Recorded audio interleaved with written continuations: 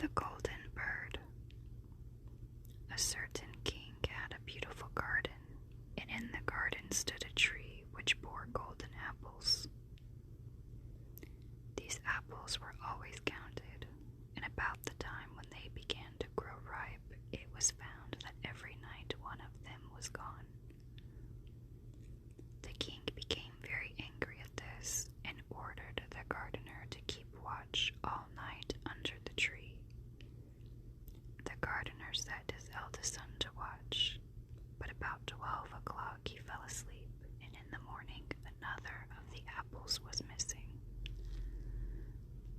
Then the second son was ordered to watch, and at midnight he too fell asleep, and in the morning another apple was gone.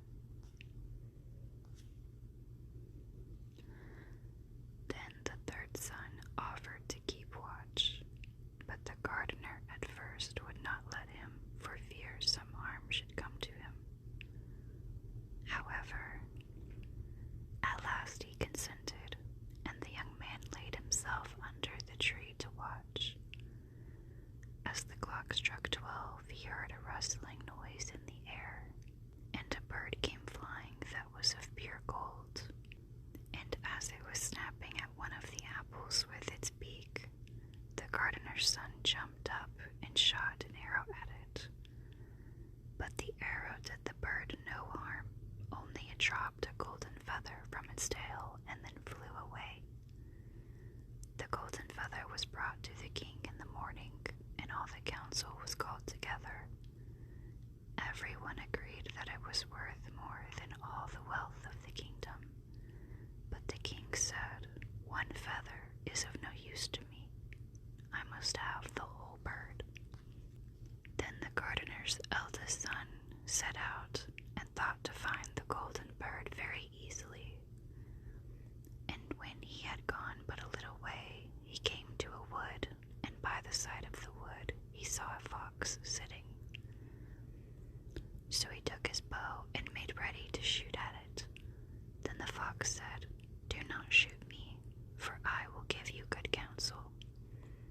I know what your business is, and that you want to find the golden bird. You will reach a village in the evening, and when you get there, you will see two inns opposite to each other, one of which is very pleasant and beautiful to look at.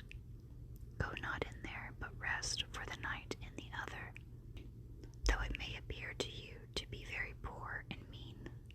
But the son thought to himself, "What can such a beast as this know about the matter?" So he shot his arrow at the fox, but he missed, and it set up its tail above its back and ran into the wood. Then he went his way, and in the evening came to the village where two inns were. And in one of these were people singing and dancing and feasting, but the other looked very dirty and poor.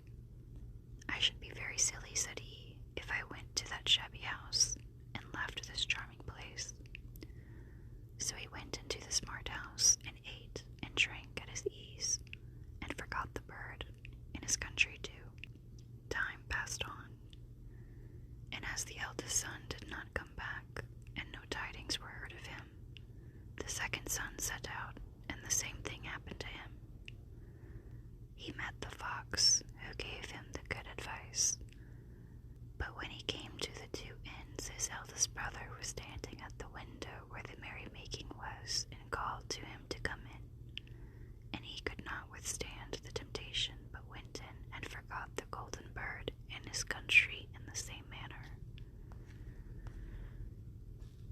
Time passed on again, and the youngest son too wished to set out into the wide world to seek for the golden bird, but his father would not listen to it for a long while, for he was very fond of his son, and was afraid that some ill luck might happen to him also and prevent his coming back.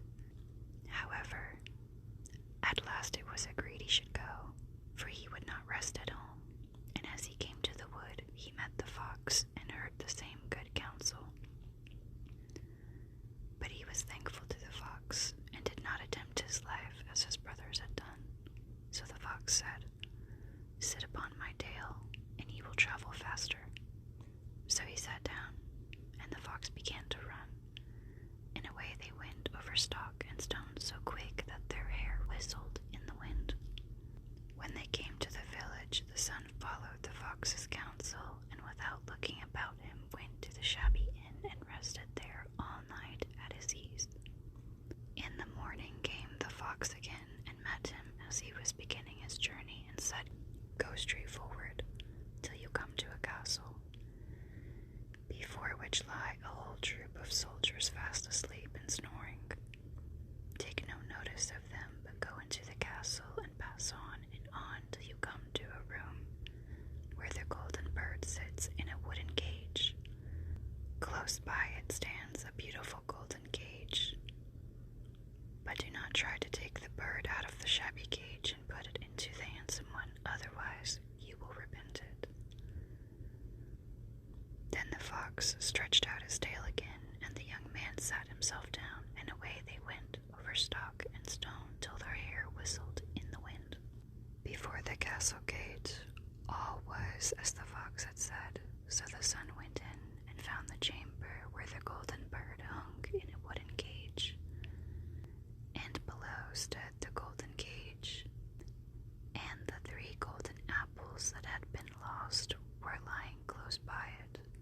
Then thought he to himself, "It will be a very droll thing to bring away such a fine bird in this shabby cage." So he opened the door and took hold of it and put it into the golden cage.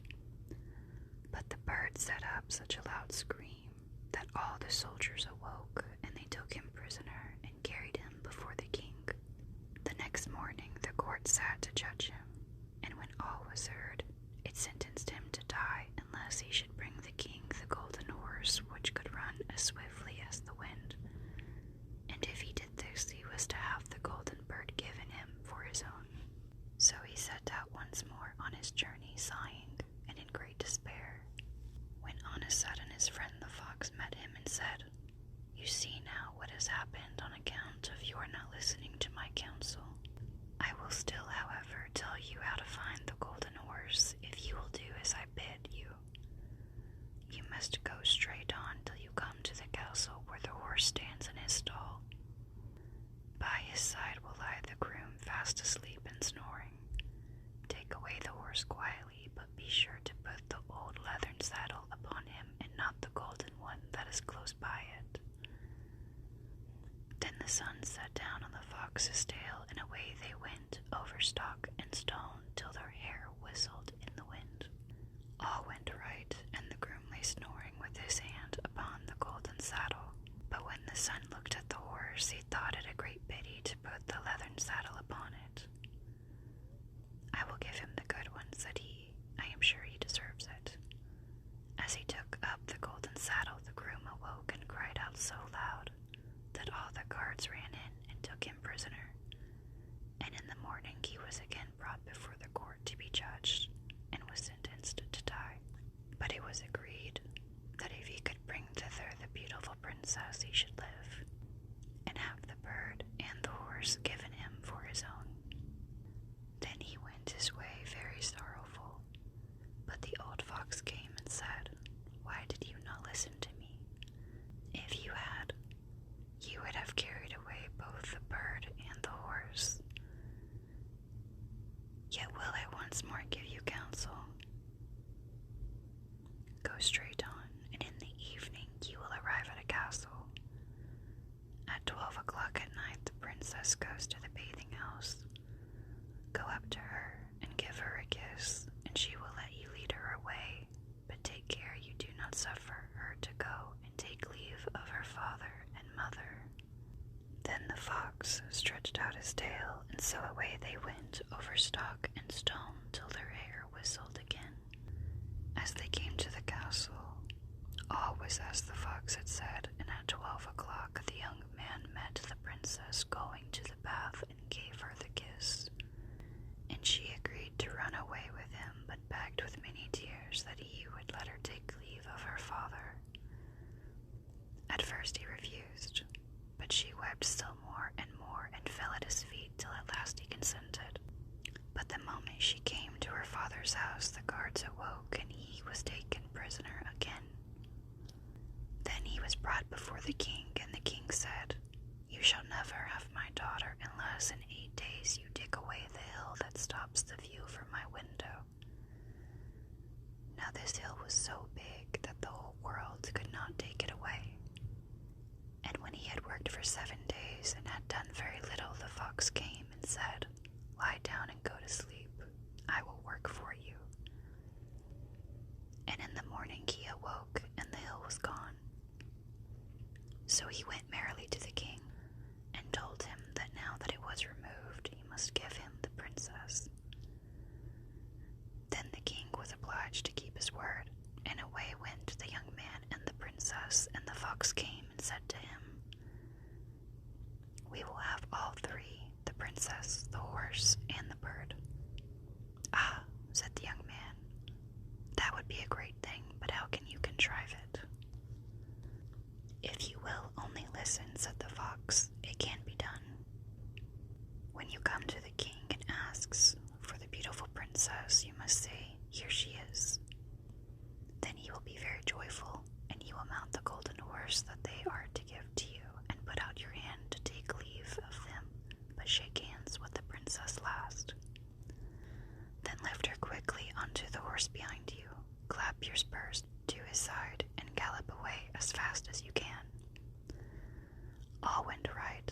Then the fox said, "When you come to the castle where the bird is, I will stay with the princess at the door, and you will ride in and speak to the king, and when he sees that it is the right horse, he will bring out the bird, but you must sit still and say that you want to look at it, to see whether it is the true golden bird, and when you get it into your hand, ride away." This too happened as the fox said. They carried off the bird, the princess mounted again, and they rode on to a great wood. Then the fox came and said, "Pray kill me, and cut off my head and my feet."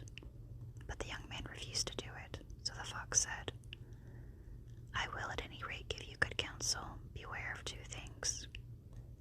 Ransom no one from the gallows, and sit down by the side of no river."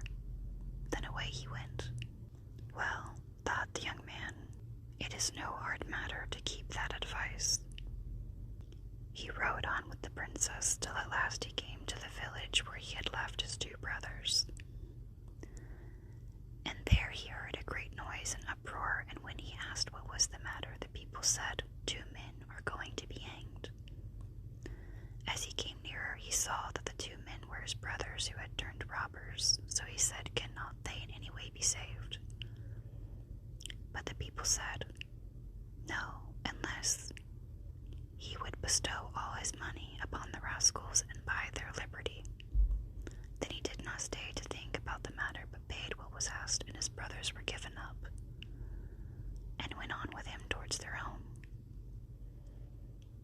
And as they came to the wood where the fox first met them, it was so cool and pleasant that the 2 brothers said, "Let us sit down by the side of the river and rest a while to eat and drink." So he said yes, and forgot the fox's counsel, and sat down on the side of the river, and while he suspected nothing, they came behind and threw him down the bank, and took the princess, the horse, and the bird, and went home to the king their master, and said, "All this we have won by our labor." Then there was great rejoicing made, but the horse would not eat, the bird would not sing, and the princess wept.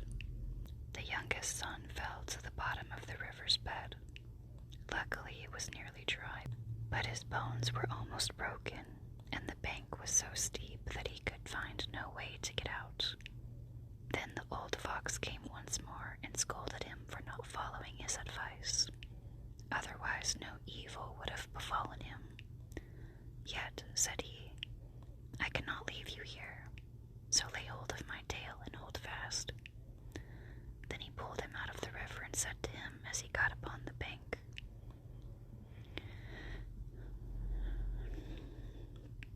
"Your brothers have set watch to kill you if they find you in the kingdom." So he dressed himself as a poor man and came secretly to the king's court, and was scarcely within the doors when the horse began to eat and the bird to princess left off weeping. He then went to the king and told him all his brother's roguery, and they were seized and punished. And he had the princess give